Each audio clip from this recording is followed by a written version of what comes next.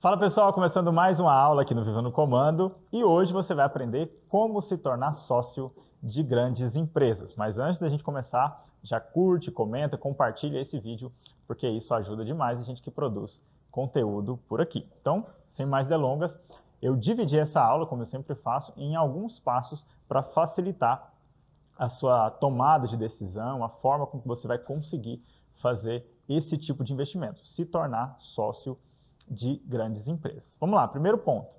O que é ser sócio? O que significa isso? Ser sócio, trazendo para a prática, né, é você ser dono, né, juntamente com outras pessoas, de uma empresa, de um empreendimento, e isso tudo é dividido em um percentual. Então você vai ter, por exemplo, né, inclusive é um exemplo que eu sempre uso nas nossas aulas, se existe uma padaria ali na esquina da sua casa, e você quer se tornar sócio dela, você vai precisar fazer um aporte, vai precisar, comprar uma parte dessa empresa, dessa padaria em questão, e você vai ser remunerado com o lucro que ela tem na proporção da parte que você comprou, em percentual, e também o seu patrimônio ele vai evoluir na medida que aquela padaria, né, aquela panificadora, ela vai crescendo. Então, ser sócio significa isso, você vai ser dono de um empreendimento, nesse caso, esse exemplo é uma empresa, junto com outras pessoas e vai ser remunerado através do lucro dela e também através do crescimento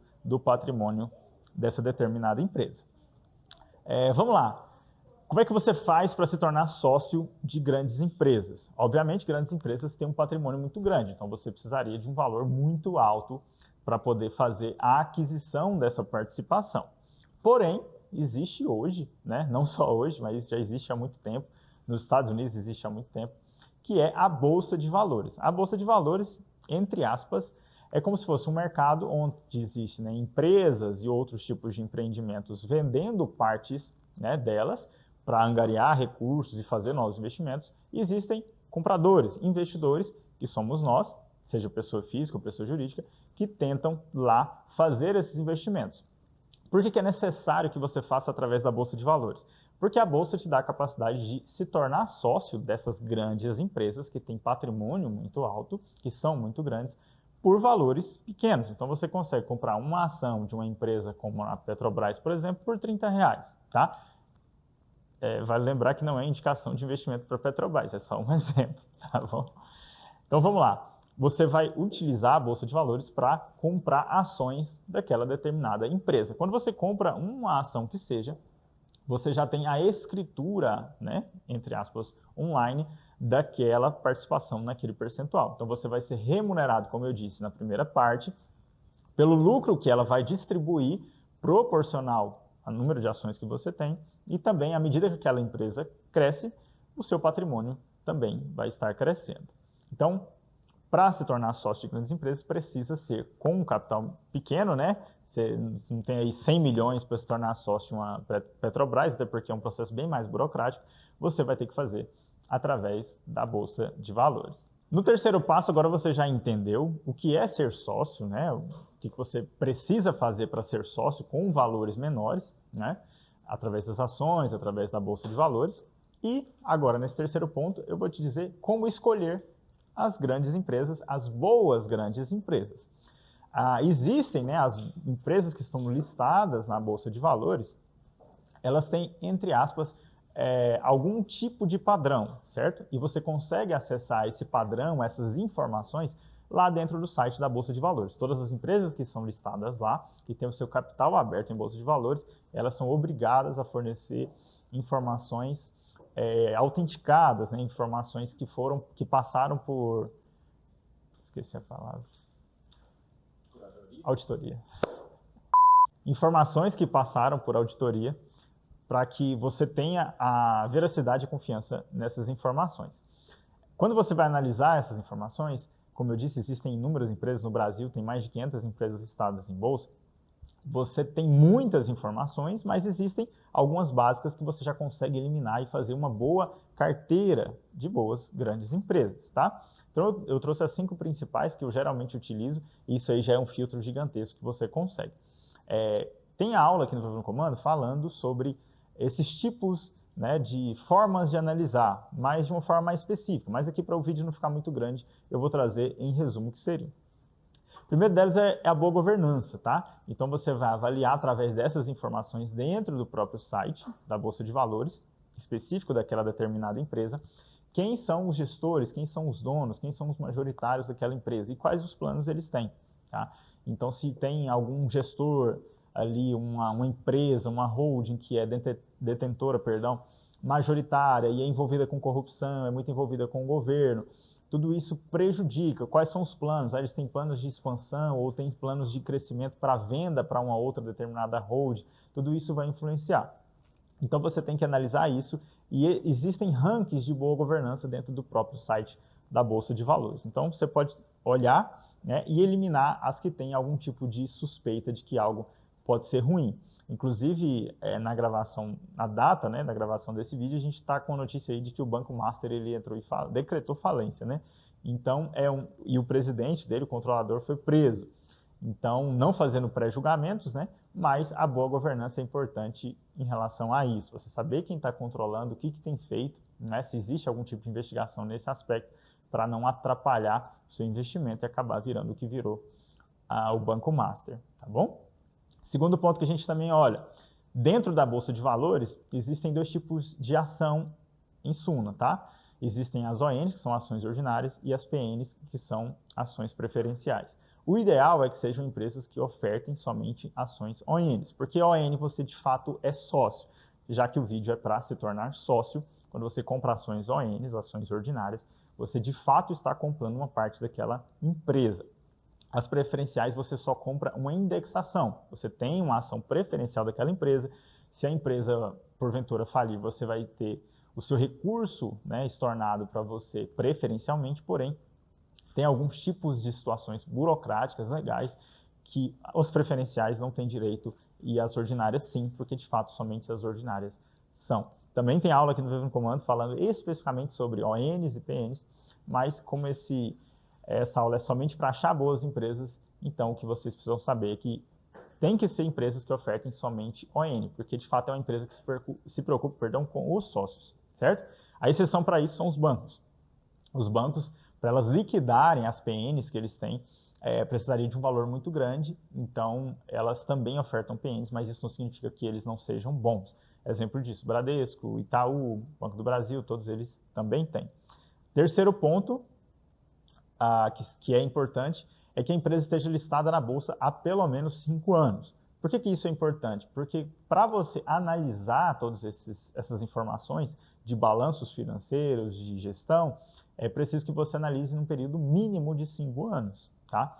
Então, a empresa ela pode ter lá 50 anos fora da Bolsa, né, em capital fechado, e ela se lançou esse ano, o ideal é que você aguarde os próximos 5 anos, porque quando a empresa se lança no capital aberto, como a Bolsa de Valores, existem vários tipos de mudança, existem vários tipos de auditoria, ela recebe um valor muito grande de IPO, né? Então a gente precisa avaliar o que ela fez de fato com esse valor, e aí sim, depois desses 5 anos, a gente consegue avaliar se ela está tendo uma boa governança, com capital aberto, se ela está utilizando bem os recursos e se ela está com uma saúde financeira.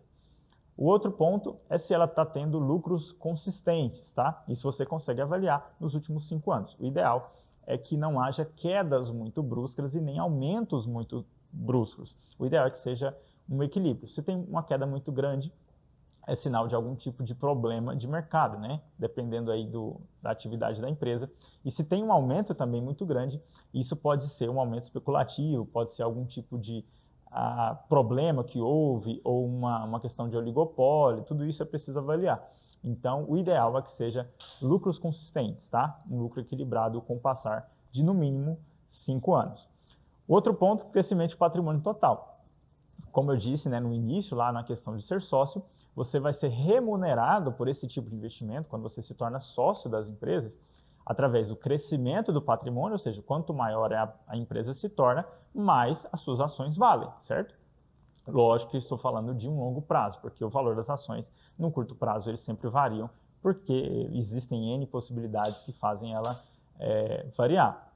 Porém, ela tem que ter um crescimento para que o seu patrimônio aumente, né? Além disso, existe o lucro, como eu disse, que é distribuído na proporção que você é sócio, porém, aqui a gente está trazendo o crescimento de patrimônio total. Então, se ela tem lucros consistentes, ela vai estar distribuindo lucro para você, e se ela tem um crescimento de patrimônio total também consistente, equilibrado no passar dos anos, é sinal que o seu patrimônio está evoluindo e a empresa está crescendo, né? Se a empresa não está crescendo, não tem muito porquê, salvo as exceções, você continuar sendo sócio dela. E, por último, passivos e caixa equilibrados. O que são isso? Passivos, entre aspas, são dívidas, tá? Tem dívidas aí circulantes, não circulantes, enfim. Alguns tipos de passivos, né? Tem aula aqui no Vivendo no Comando falando só sobre passivos também, para você aprender a analisar. Mas, em resumo aí, você vai ter que analisar se as dívidas estão equilibradas. É normal grandes empresas terem dívidas e dívidas altas, tá? Mas desde que isso não comprometa a saúde financeira da empresa. Um exemplo disso que a gente estava até comentando, né? Que é a Oi, né? A Oi, faz um tempinho que eu não avalio ela, mas ela tinha uma dívida muito maior que o próprio patrimônio. Então, nem se ela se vendesse por completo, ela conseguiria pagar metade da dívida que ela já tinha. Isso é saúde financeira? Não. Mas se tem uma empresa que tem uma dívida alta, mas ela tem dinheiro em caixa para quitar a dívida, por exemplo, se ela tem um patrimônio muito grande, 4, 5 vezes maior do que a dívida que ela tem, isso sim é uma saúde financeira. Por que elas fazem dívida? Porque elas conseguem pegar um valor muito alto de recursos, pagar com um juro baixo, muitas vezes elas pegam carência, elas multiplicam esse dinheiro em produção, em serviço, e muitas vezes elas não pagam nenhum juro, elas já quitam a própria dívida no passar dos anos, tá bom? Por isso que elas têm, e é normal. E caixa equilibrado da mesma forma. É o dinheiro em caixa, né? Todo um patrimônio que é considerado caixa, ele precisa estar equilibrado. Por um lado, para fazer investimentos, por outro lado, para quitação de dívidas, caso seja necessário, e também para comprovar a saúde financeira da empresa, né? Se ela está tendo lucro, geralmente ela tem um caixa consistente. Todas essas informações, elas tendem a se combinar, né? Quando você tem uma informação muito divergente da outra, é necessário analisar, porque uma empresa que tem um lucro muito exorbitante e um caixa zerado, você precisa ver ali com bastante cuidado, porque são informações que não batem, né? Uma coisa meio que leva a outra.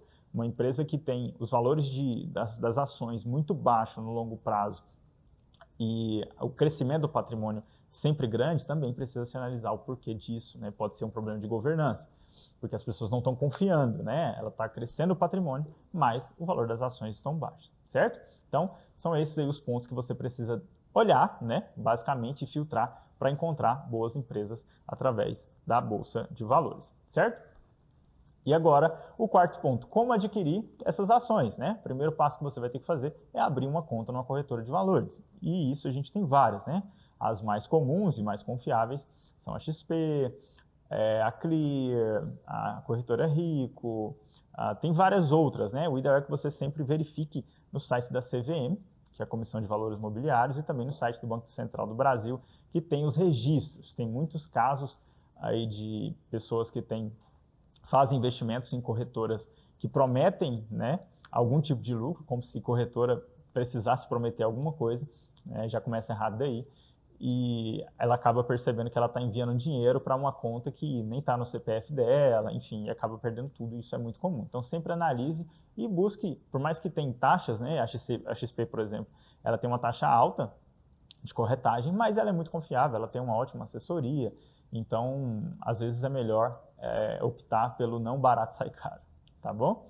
Então a primeira coisa, você vai abrir essa conta corretora, seja pessoa física ou jurídica, e depois você vai escolher a empresa que você pretende investir.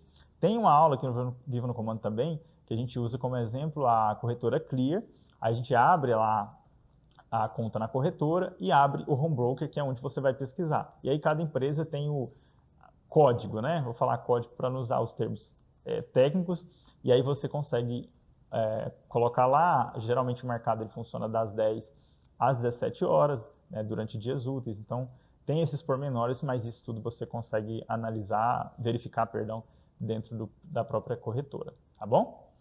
E por último, para a gente encerrar, como é que eu vou avaliar posteriormente essa empresa que eu me tornei sócio, né? Porque você foi lá, avaliou, gostou da empresa, né? Analisou todos os fundamentos e se tornou sócio, e aí eu vou simplesmente esquecer? Não, você sempre vai fazer avaliações. Quando a gente fala de se tornar sócio de grandes empresas, né? Essas grandes empresas, elas tendem a não variar muito os seus fundamentos, tá? Num curto prazo, principalmente. Então, o ideal é que você avalie cerca ali de uma vez ao ano. Eu, particularmente, avalio de uma vez ao ano para empresas grandes, né? E sempre eu estou dando uma checada ali em coisas mais simples, uma vez ao mês, que é quando eu faço os aportes, geralmente. Então, você vai reavaliar, usar os mesmos critérios, uma vez ao ano, e tem algumas formas de você sair dessa empresa, caso ela não esteja mais bem, né? Quando você entrou, ela ainda estava bem. Uma dessas formas é a quarentena. Então, assim, se você passou um ano, né, investindo naquela empresa e ela, ao reavaliá-la, ela não passou em algum desses critérios, você não vende as suas ações, você para de comprar, certo? E aí você vai esperar mais um pouco. Depois você espera novamente, sai um pouco dela. Ah, se você tem lá 1.000 ações, sai com 300. Depois espera mais um ano, sai com mais 300. E esse valor que você está saindo, você vai investindo em outras empresas que também fazem parte do seu portfólio. E automaticamente, quando você zerar a sua posição nessa empresa que ficou ruim, se de fato ela continuou ruim, né? Porque é normal que elas tenham períodos ruins e depois se recuperem. Então, se você zerar a posição nela, você não vai ter nenhuma perda, porque o valor que você foi saindo aos anos e colocando em outras empresas boas, o crescimento das outras já equivaleu à perda que você teve nessa suposta empresa que você saiu, tá bom? Também tem aula no Vivo no Comando falando especificamente sobre essas estratégias de saída de empresas que antes eram boas e não permaneceram mais. Exemplo disso, a Cielo, né? A Cielo, ela vendia maquininhas financeiras, né, de passar crédito, tudo, só que era um monopólio, né? E a partir do momento que o Banco Central avalizou que outras empresas poderiam fazer prestar o mesmo tipo de serviço, vender o mesmo tipo de produto, e aí o valor das ações dela caiu, o lucro caiu, enfim, virou um caos. Ela não quebrou, ela é uma empresa ainda que tem uma saúde financeira, mas ela não tem mais o patrimônio que ela tinha, ela não tem mais o lucro que ela dava, então muita gente saiu. E eu fui um dos casos que eu saí também, né? Por várias outras análises, mas saí com essas estratégias de saídas pequenas anuais, tá bom? Então é isso, finalizada a nossa aula. Eu disse que ia ficar curta, né? Mas acho que acabou ficando um pouquinho longa. A gente vai emendando os assuntos. Mas se você gostou, como eu disse no início, deixa aí o seu curtir, o seu comentário, compartilha essa aula com outras pessoas para que elas aprendam também. E, mais uma vez, como eu sempre falo, se você ficou com alguma dúvida, manda aí nos comentários ou manda no nosso e-mail, lá no nosso site, nas nossas redes sociais. A gente está aí no Instagram, no Facebook, LinkedIn, enfim, tá em quase todas aí que existem, né? Todo dia brota uma, não dá para acompanhar, mas as principais a gente está participando. Então é isso, mais uma vez, muito obrigado a você que acompanhou e a gente se vê na próxima aula.